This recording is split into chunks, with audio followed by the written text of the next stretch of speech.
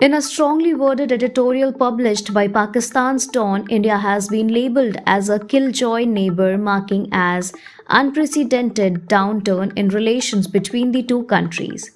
While trade relations persisted even through conflicts like the Kargil War, during which Indian citizens enjoyed Pakistani mangoes, the current Indian government has seemingly halted almost all good neighbourly activities, leaving a tangible rift in people to people ties.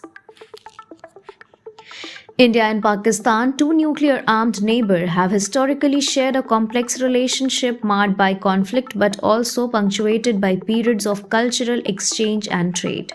Under Prime Minister Narendra Modi's regime, the usual diplomatic skirmishes have escalated into what the editorial describes as the clampdown on people to people contact. This freeze in bilateral interaction began shortly after the Bharatiya Janata Party rose to power and has intensified over the past decade.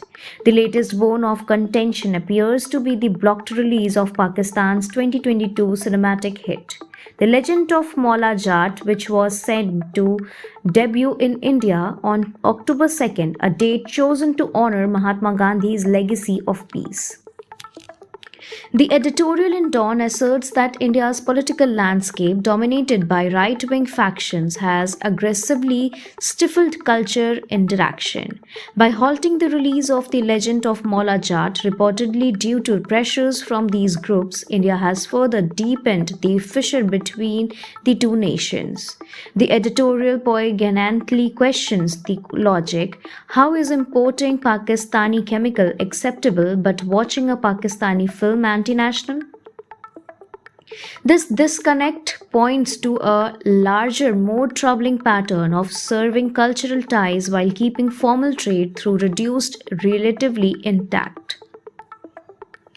The geopolitical flashpoint between India and Pakistan is, as always, centered around the contested region of Jammu and Kashmir. This area has been a perennial issue since partition, with both countries laying claim to the region. The ongoing election in Kashmir, the first in a decade, have drawn global media attention, with outlets such as Financial Times underscoring their importance. With parliamentary forces ensuring security, the elections are seen as a crucial test for the BJP, which claims to have brought peace and development to the region. However, the FT report hints at the complex reality beneath this narrative. While infrastructure development has surged under BJP rule, the costs borne by Kashmir citizens are steep. Higher electricity tariffs, drinking water shortage, rising unemployment, and increased drug abuse. Kashmir, despite its strategic importance, remains a region where peace and stability are yet to be achieved. As global observers note, democratic election alone may not suffice to secure lasting peace in such a conflict-prone area. The deterioration of Indo-Pak relation, underscored by the cultural blockade, reflects a broader trend of India's internal and external politics. Domestically, the BJP's agenda has increasingly focused on centralizing control over volatile regions like Kashmir, while reducing the space for cultural diplomacy. Internationally, India's strained relationship with Pakistan symbolizes a growing detachment between the two nuclear powers, exhibited by historical grievances that show no signs of abating. India's strained relationship with Pakistan, coupled with its evolving internal dynamics, paints a complex picture of a country at a crossroads.